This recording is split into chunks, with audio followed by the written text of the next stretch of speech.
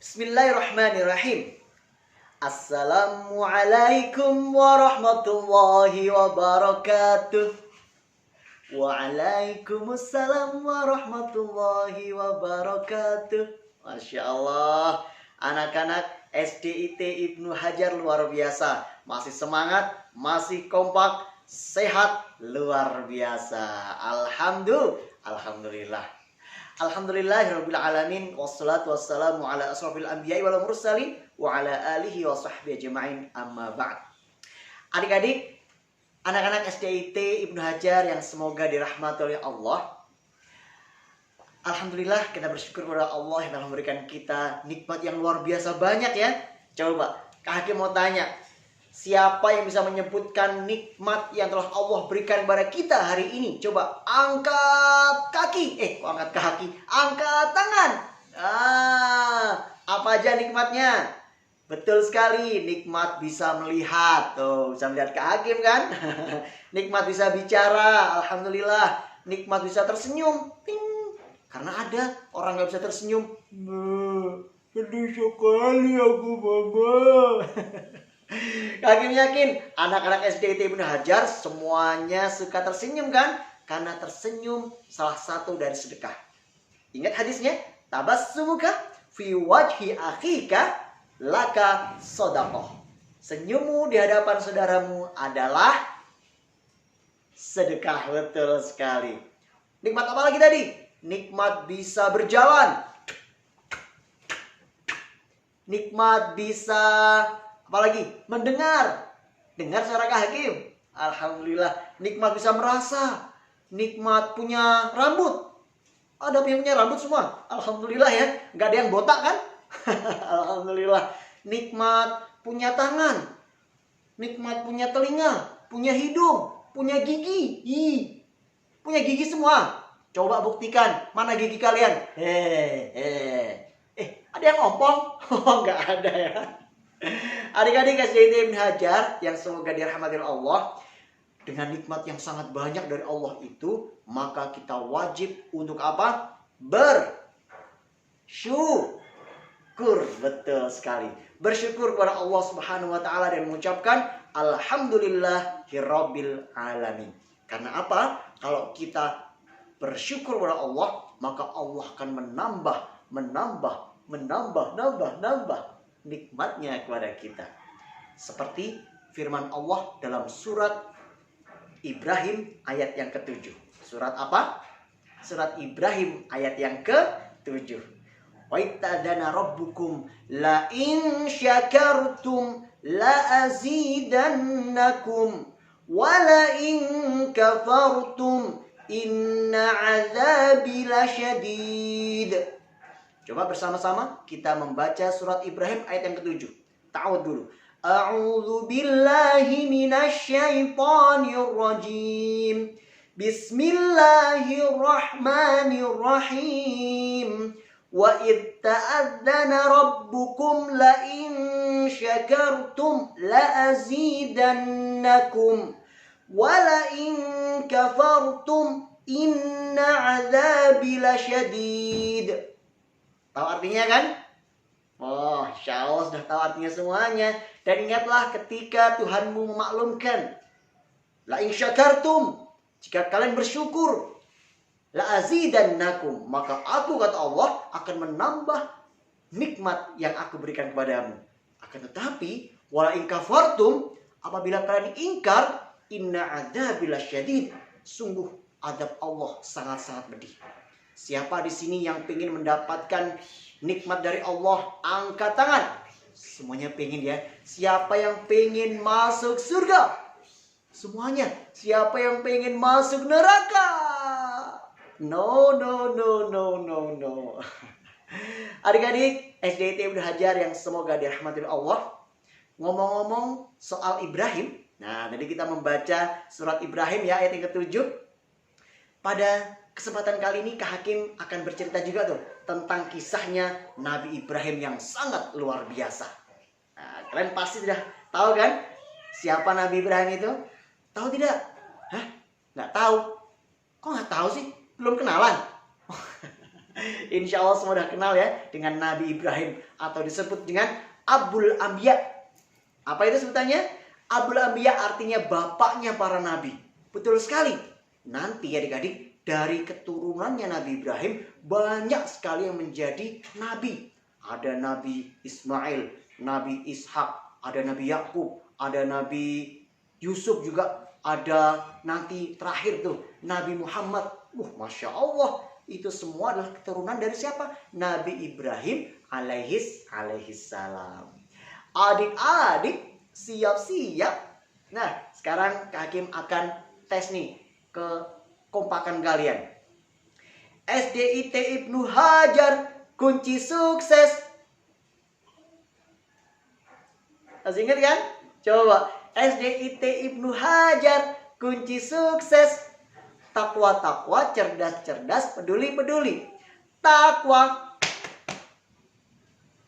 cerdas, peduli. Iya. Tepuk tangan buat kalian semuanya. Masya Allah, luar biasa. Masih semangat. Walaupun kita belajar di rumah, tentu kita tetap harus semangat belajarnya. Kangen ketemu teman-teman? Kangen ketemu bapak dan ibu guru? Kak Hakim yakin ya, semuanya pasti ingin kembali ke sekolah biar bisa bertatap muka dengan bapak ibu guru, belajar bersama teman-teman, dan kita berdoa kepada Allah, semoga Allah segera angkat virus COVID-19 ini dari dunia. Amin ya Rabbal Alamin. Adik-adik, masih siap ya? Masih semangat ya? Kisah tentang Nabi Ibrahim alaihissalam.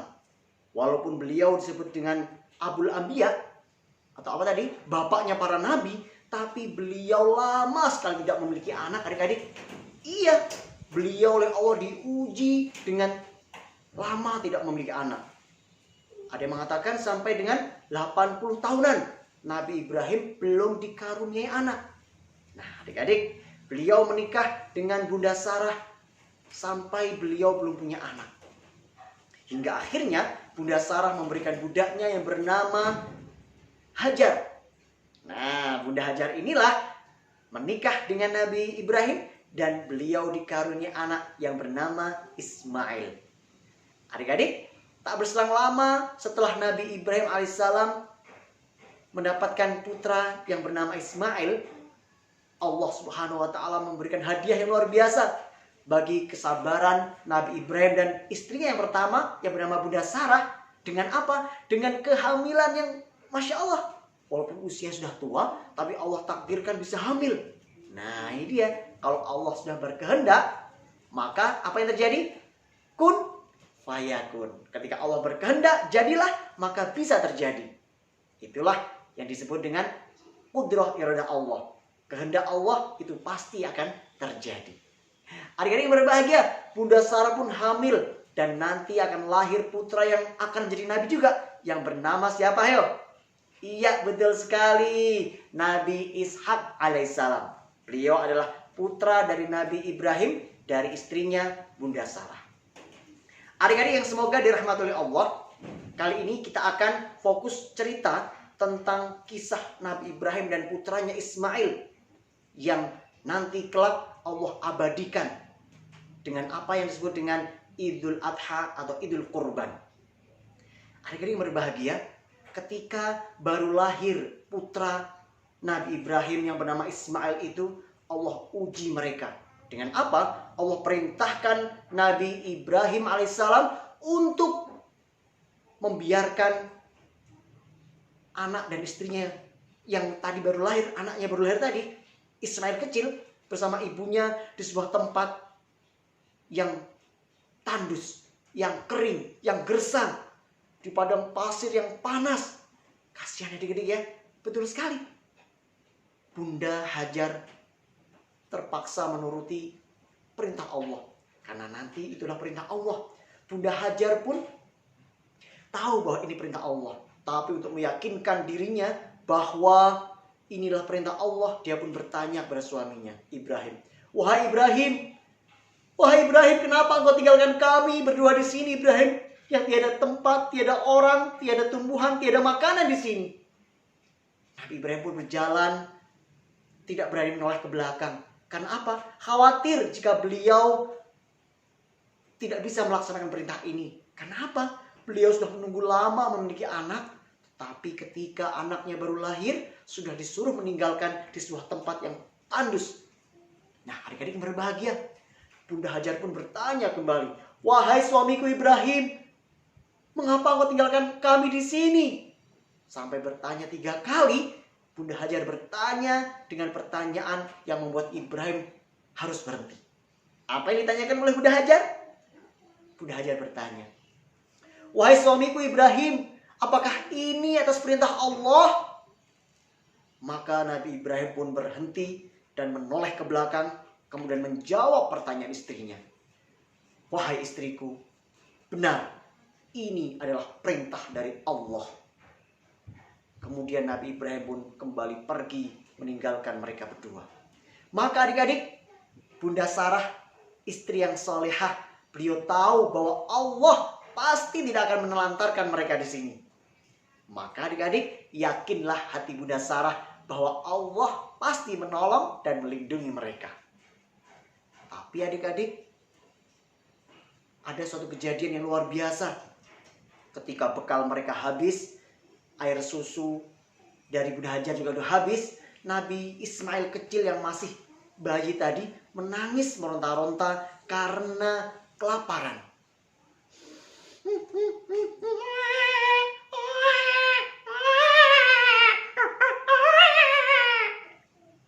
Nabi Ismail kecil menangis adik-adik.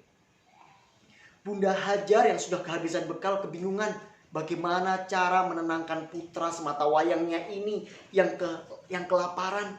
Sedangkan dia sudah tidak punya apa-apa lagi untuk diberikan pada putranya. Tidak ada air, tidak ada buah-buahan, tidak ada makanan, air susu sudah habis. Lalu berangkatlah Bunda Hajar ke sebuah bukit yang bernama Sofa. Dia berlari-lari ke sana adik-adik, melihat seolah-olah ada air di sana. Ketika siang panas terik, yang terjadi adalah fata morgana. Seolah-olah ada air di sana. Bunda Hajar melihat ke bukit sebelahnya, ke Bukit Marwah. Beliau berlari-lari ke sana. Air. Beliau berharap ada air di sana. Ketika sampai di Bukit Sofa, beliau melihat tidak ada air. Beliau melihat lagi ke Bukit Marwah, berlari-lari kecil. Air. Berharap ada air di sana. Namun lagi-lagi Bunda Hajar tidak menemukan setetes air pun. Sampai dengan 7 kali Bunda Hajar sudah merasa letih, lelah, kehabisan tenaga. Maka Bunda Hajar bersimpuh pada Allah. "Ya Allah, ya Rahman, jangan matikan aku dalam kondisi demikian ya Allah." Maka Allah Subhanahu wa ta'ala mengabulkan permohonan Bunda Hajar. Ketika Nabi Ismail kecil menangis dengan menendang-nendangkan kakinya ke pasir, Allah izinkan keluar mata air dari bawah kaki Ismail kecil.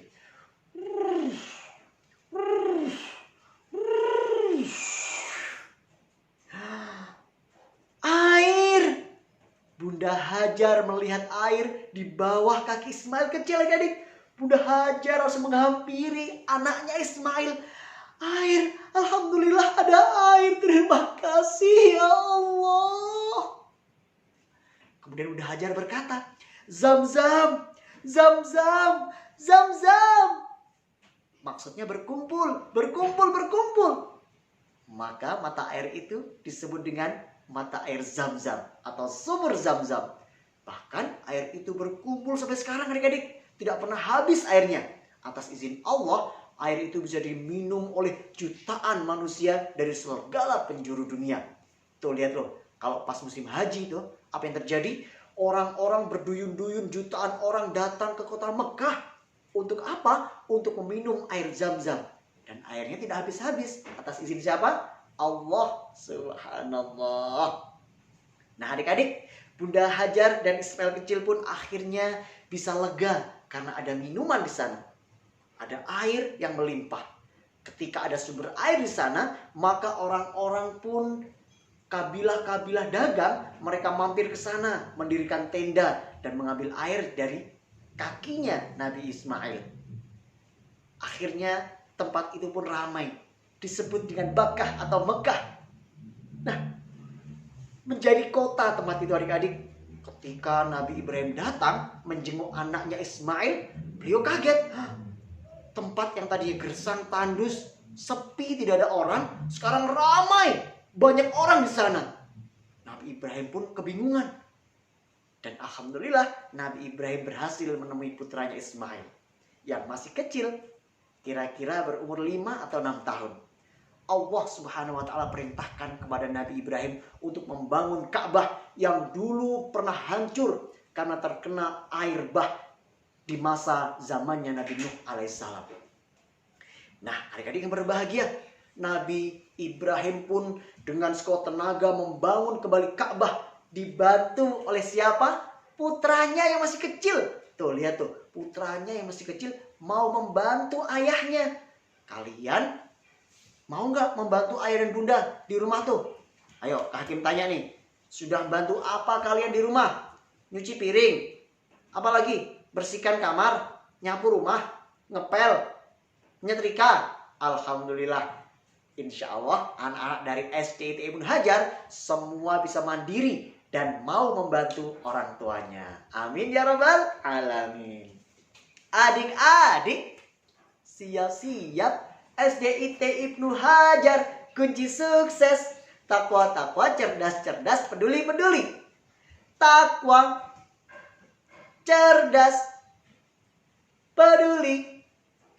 Iha. Tepuk tangan buat kalian semuanya yang masih semangat. Masya Allah. Kak Hakim yang ada di sini juga jadi semangat karena tahu bahwa kalian insya Allah yang ada di rumah juga semangat mendengarkan kisah dari Nabi Ibrahim dan Ismail alaihissalam. Adik-adik yang semoga dirahmati oleh Allah, kita lanjutkan kisahnya. Setelah tadi Nabi Ibrahim dan Nabi Ismail kecil membangun Ka'bah. Nah, setelah Nabi Ismail beranjak remaja, apa yang terjadi? Nabi Ibrahim pun mendapatkan mimpi dari Allah bahwa dalam mimpinya beliau menyembelih Nabi Ismail. Dan mimpi itu berulang. Ketika seorang nabi bermimpi, itu artinya adalah wahyu. Maksudnya perintah Allah. Allah perintahkan Nabi Ibrahim untuk menyembelih putra semata wayangnya itu dari istrinya Bunda Hajar, maksudnya untuk diapakan? Disembelih. Kira-kira apa ya maksud Allah? Tuh, mau tahu kenapa kok Allah memerintahkan Nabi Ibrahim untuk menyembelih Nabi Ismail? Mau tahu nggak? Nanti kita akan jelaskan ya. Adik-adik, Nabi Ibrahim pun bertanya kepada Nabi Ismail, "Wahai putraku Ismail, dalam mimpiku aku menyembelihmu, wahai anakku. Allah perintahkan aku untuk menyembelihmu. Lalu bagaimana pendapatmu, wahai putraku Ismail?" Lihat, Nabi Ibrahim yang bijaksana bertanya pendapat kepada putranya. Maka Nabi Ismail alaihissalam yang masih berusia remaja waktu itu, beliau pun menjawab, "Wahai ayahku, laksanakanlah apa yang menjadi perintah Allah.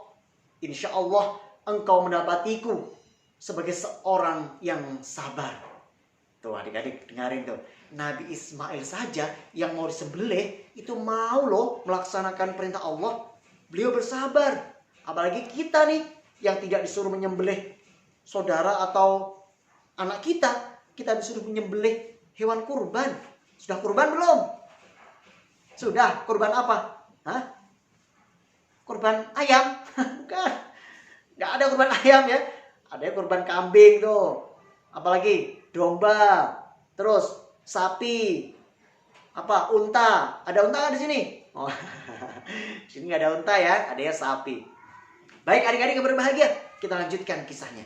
Setelah Nabi Ibrahim bertanya kepada anaknya tadi dan mengetahui bahwa anaknya Ismail mau untuk menjalankan perintah Allah, maka hati Nabi Ibrahim bahagia adik-adik. Beliau yakin bahwa anaknya adalah anak yang soleh. Karena beliau senantiasa berdoa, "Rabbi habli minas solihin." Coba ikuti Kak Hakim. "Rabbi habli minas solihin." Ya Allah, karuniakanlah kepada aku anak yang soleh. Kemudian mereka berdua, Nabi Ibrahim dan Ismail pun berangkat ke suatu tempat untuk melaksanakan perintah Allah, yaitu menyembelih Nabi Ismail. Adik-adik tahu nggak apa yang dikatakan Nabi Ismail kepada ayahnya? Wahai ayahku, ikatlah aku dengan kuat agar engkau tidak merasa iba kepadaku. Wahai ayahku, tajamkanlah pisau yang akan kau gunakan untuk menyembelihku, ya ayahku, agar sakitku tidak begitu terasa. Wahai ayahku, permintaan Nabi Ismail yang ketiga, berikanlah baju ini kepada bundaku tercinta, Bunda Hajar. Sampaikan salam Ananda kepada beliau, wahai ayahku. Tuh, lihat tuh. Anak yang soleh berbakti kepada kedua orang tuanya. Maksudnya apa? Kok Nabi Ismail diminta untuk mengikat kuat? Karena agar ketika disembelih itu cepat selesai, tidak kesakitan. Juga ditajamkan tuh pisaunya. Nah, makanya tuh sunnah untuk menyembelih hewan kurban adalah diikat yang kuat hewannya dan ditajamkan pisaunya. Dan yang ketiga, Nabi Ismail meminta untuk disampaikan salam, diberikan bajunya kepada Bunda Hajar, ibunda tercinta. Menjadi bukti bahwa Nabi Ismail adalah anak yang berbakti, anak yang sayang kepada kedua orang tua. Kalian juga kan? Sayangkan kepada ayah bunda? Sayangkan kepada kakak dan adik? Sayang juga kepada kakek dan nenek? Sayang juga kepada embek? Kok embek? Dikorbankan ya embek ya? Apa yang terjadi selanjutnya adik-adik? Ketika Nabi Ibrahim hendak menyembelih Nabi Ismail, Bismillahirrahmanirrahim, Allah ganti Nabi Ismail dengan domba yang besar. Masya Allah, Nabi Ismail alhamdulillah tetap hidup. Dan yang dikorbankan adalah domba yang disembelih oleh Nabi Ibrahim alaihissalam. Sehingga Allah subhanahu wa ta'ala berfirman kepada Nabi Ibrahim, wahai Ibrahim, engkau telah membenarkan mimpi itu, maka aku ganti Ismail dengan domba yang besar. Masya Allah, hebat sekali ya Nabi Ibrahim ya. Beliau bisa sabar, beliau bisa tegar, dan beliau juga bisa teguh dalam menjalankan perintah Allah. Adik-adik, siap-siap, masih semangat? Mana semangatnya? Ini semangatku. Mana semangatnya? Ini semangatku. Nah adik-adik, anak-anak SDT Ibnu Hajar yang semoga senantiasa dirahmati oleh Allah. Apa hikmah dari kisah penyembelihan hewan kurban? Kisah dari Nabi Ibrahim dan Ismail alaihissalam. Hikmahnya yang pertama, tuh catat baik-baik, dengar baik-baik. Hikmah yang pertama adalah kita harus menjadi hamba Allah yang sabar. Hamba Allah yang apa? Yang sabar. Sabar dalam menjalankan perintah Allah, sabar dalam berdoa, dan sabar dalam meminta. Buktinya apa? Nabi Ibrahim saja, seorang nabi ini loh. Ini seorang nabi ya, bukan manusia biasa. Kalau kita manusia biasa, kalau Nabi Ibrahim adalah seorang nabi kekasih Allah. Beliau berdoa meminta anak sampai umur 80 tahun tuh. 80 tahun lamanya baru dikabulkan oleh Allah. Nah, kita yang meminta kepada Allah juga harus sabar. Ayah, aku minta mainan, minta sepeda, aku mau sekarang. Boleh nggak kayak gitu? Boleh? Nggak boleh. Ayah, aku mau minta mainan sekarang. Boleh nggak seperti itu? Tentu tidak boleh ya. Harus sabar ketika kita meminta. Ketika kita berdoa juga harus bersabar. Hikmah yang kedua, kita harus menjadi apa? Anak-anak yang soleh dan solihah. Seperti Nabi Ismail alaihissalam, beliau anak yang soleh. Beliau sayang kepada ayahnya. Beliau rajin membantu ayahnya. Beliau rajin membantu ibunya. Beliau berkata sopan kepada ayah dan ibunya. Tuh, kalau anak soleh tidak boleh membantah. Allah berfirman dalam Al-Quran bahwa kita dilarang untuk berkata kepada kedua orang tua kita. Misalkan ditanya nih sama ayah atau bundanya, "Nak, sudah mengerjakan PR belum?" Ayah tanya terus, nggak mau Nah, nggak boleh. Nah, ayo sholat dulu, nanti aja Tuh. Nah, ayo bangun tidur, nggak mau Tuh, ada ahnya tuh. Itu nggak boleh. Apalagi berkata kasar. Ayah, aku mau mainan sekarang juga. Aku mau dibelikan jajan. Boleh nggak kayak gitu? Nggak boleh, dilarang oleh Allah ya. Anak-anak Islam harus tahu sopan santun. Berkata sopan kepada ayahnya, apalagi kepada ibunya, harus sopan, menjaga perkataan, tidak boleh membentak, tidak boleh marah-marah kepada orang tuanya. Dosa. Maka jadilah seperti Nabi Ismail yang sabar dan penyayang kepada kedua orang tuanya. Tuh, jadi anak yang soleh tuh. Hakim yakin anak-anak SDT Hajar semuanya anak-anak yang soleh dan solehah. Insya Allah. Yang ketiga, hikmah yang ketiga adalah kita harus mau berkurban. Tuh, berkurban tuh. Tadi Kak Hakim sebutkan kan, apa hikmahnya Allah perintahkan Nabi Ibrahim menyembelih anaknya. Agar apa? Agar kita tidak menyayangi makhluk harta benda. Pada saat itu Nabi Ibrahim sangat sayang kepada putranya. Sehingga Allah ingin menguji apakah Nabi Ibrahim lebih sayang pada anaknya ataukah Nabi Ibrahim lebih sayang pada Allah. Maka tentu Allah Subhanahu wa ta'ala tidak akan menyia-nyiakan hambanya. Tuh buktinya tuh. Nabi Ibrahim Allah uji dengan kecintaan. Ketika Nabi Ibrahim cinta kepada anaknya, maka Allah uji tuh dengan cintanya tuh. Maka Allah perintahkan untuk disembelih. Tapi tidak disembelih beneran. Allah ganti dengan apa tadi? Domba yang besar. Sama, kita juga ketika kita cinta harta kita, maka kita harus mau mensedekahkan harta kita dengan berkurban di jalan Allah. Salah satunya nih, momen Idul Adha nih, berkurban. Kak Hakim yakin ya, anak-anak SDT Hajar sudah banyak yang berkurban ya. Yang sudah berkurban, yang siap-siap berkurban, kambing atau sapi, Kak Hakim doakan semoga diterima oleh Allah dan diganti dengan harta yang melimpah, harta yang banyak, harta yang berkah, dan kesehatan yang luar biasa. Amin. Dan bahagia keluarganya. Amin. Dan bagi yang belum berkurban, nih, Kak Hakim doakan semoga tahun depan bisa berkurban. Maka mulai sekarang harus diniatkan tuh, bilang sama ayah bundanya, ayah, aku tahun depan mau berkorban insya Allah. Ayo ya, aku mau menabung untuk kurban. Nah, insya Allah kalau kita nabung untuk kurban, Allah akan cukupkan tuh harta kita untuk berkurban. Misalkan 1 bulan nabung 200.000. Insya Allah 1 tahun kemudian kita insya Allah sudah mengumpulkan uang sebanyak berapa tuh? 200.000 kali 12 berapa? 2.400.000. Insya Allah sudah cukup untuk membeli hewan kurban. Nah adik-adik, kalau kalian niat berkurban, maka Allah akan cukupkan harta kalian. Insya Allah. Demikian kisah dari Kak Hakim tentang Nabi Ibrahim dan juga Hari Raya Idul Adha. Semoga Allah Subhanahu wa ta'ala terima amal ibadah kita, dan Allah Subhanahu wa ta'ala ampuni segala dosa-dosa kita, dan Allah Subhanahu wa ta'ala kumpulkan kita kelak di surganya yang kekal abadi selama-lamanya. Demikian dari Kak Hakim. Mohon maaf atas segala kekhilafan. Assalamualaikum warahmatullahi wabarakatuh.